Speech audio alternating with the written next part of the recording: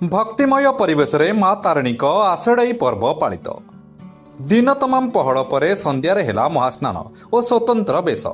ढेंकानाल सहरर गांधी मंदिर रोड स्थित माँ तारिणी पीठरे पवित्र आषाढ़ी पर्व श्रद्धा और भक्तिपूर्ण परिवेश मध्य पालित हो जाइछि। ଏହି ପବିତ୍ର ଦିବସ ଉପଲକ୍ଷେ ଦିନ ତମାମ ମନ୍ଦିରର ପହଡ଼ ପଡ଼ିଥିବା ବେଳେ ସନ୍ଧ୍ୟା ସମୟରେ ମାଙ୍କ ଦର୍ଶନ ତଥା ସ୍ୱତନ୍ତ୍ର ନୀତିକାନ୍ତି ପାଇଁ ଦ୍ୱାର ଫିଟା କରାଯାଇଥିଲା। ମନ୍ଦିର ଫିଟା ଯିବା ପରେ ପ୍ରଥମେ ମା ତାରିଣୀଙ୍କ ମହାସ୍ନାନ କାର୍ଯ୍ୟ ସମ୍ପନ୍ନ ହୋଇଥିଲା। ପରେ ପରେ ଦେବୀଙ୍କୁ ନୂତନ ବସ୍ତ୍ର ପରିଧାନ କରାଯିବା ସହ ବିଭିନ୍ନ ରଙ୍ଗ ବେରଙ୍ଗର ସୁଗନ୍ଧିତ ଫୁଲ ହାରରେ ଅତି ସୁନ୍ଦର ତଥା ଆକର୍ଷଣୀୟ ଭାବେ ସୁସଜ୍ଜିତ କରାଯାଇଥିଲା।